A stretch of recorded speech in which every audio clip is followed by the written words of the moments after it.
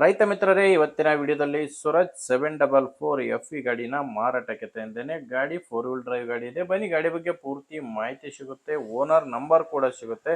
But ದಯವಿಟ್ಟು ವಿಡಿಯೋನ ಕೊನೆಯವರೆಗೂ ನೋಡಿ.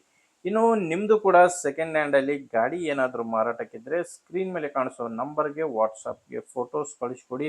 ಇದೇ ತರ ನಿಮ್ಮ ವಾಹನದ ವಿಡಿಯೋ ಕೂಡ ಯೂಟ್ಯೂಬ್ ಮತ್ತೆ ಇನ್ಸ್ಟಾ ಪೇಜಲ್ಲಿ ಅಪ್ಲೋಡ್ ಮಾಡಿ ಕೊಡ್ತೀನಿ. ಈಗೇನು ಫೋನಲ್ಲಿ ಫೋಟೋಸ್ ಕಾಣಿಸ್ತಿದ್ದಾವೆ, ಈ ಥರ 4 ಸೈಡ್ ಫೋಟೋಸ್ ಕಳಿಸ್ಕೊಡಿ ಗಾಡಿದು ಮಾರಾಟಕ್ಕಿದ್ರೆ ಮಾತ್ರ. ಇನ್ನು ಗಾಡಿ ಮಾಹಿತಿ ಬಂದರೆ ಸ್ವರಾಜ್ 744 ಎಫ್ ಇ ಗಾಡಿ, ಇದು 50 HP ಗಾಡಿ ಬರುತ್ತೆ. ಗಾಡಿ ಬಂದು 4 ವೀಲ್ ಡ್ರೈವ್ ಇದೆ. 4 ವೀಲ್ ಡ್ರೈವ್ ಇದೆ.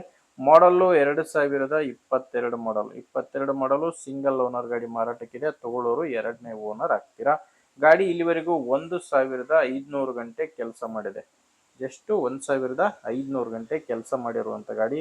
ಇನ್ನು ಟೈರ್ಗಳೆಲ್ಲ ಶೋರೂಮ್ ಟೈರ್ಸ್ಗಳೇ ಗಾಡಿಗಿದ್ದಾವೆ.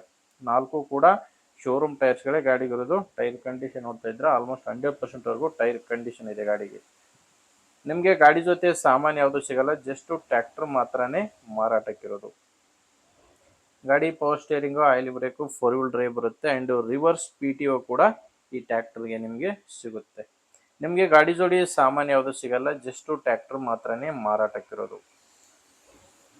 ಇನ್ನು ಲೊಕೇಶನ್ ಬಂದರೆ ಇದು ಮಾರಾಟಕ್ಕಿರೋದು ವಿಜಯನಗರ ಜಿಲ್ಲೆಯಲ್ಲಿದೆ. ವಿಜಯನಗರ ಜಿಲ್ಲೆ ಹರಪನಹಳ್ಳಿ ತಾಲೂಕಿನ ಉಚ್ಚಂಗಿದುರ್ಗ ಎಂಬ ಗ್ರಾಮದಲ್ಲಿ ಗಾಡಿ ಮಾರಾಟಕ್ಕಿದೆ. ವಿಜಯನಗರ ಜಿಲ್ಲೆ ಹರಪನಹಳ್ಳಿ ತಾಲೂಕಿನ ಉಚ್ಚಂಗಿದುರ್ಗ ಗ್ರಾಮ.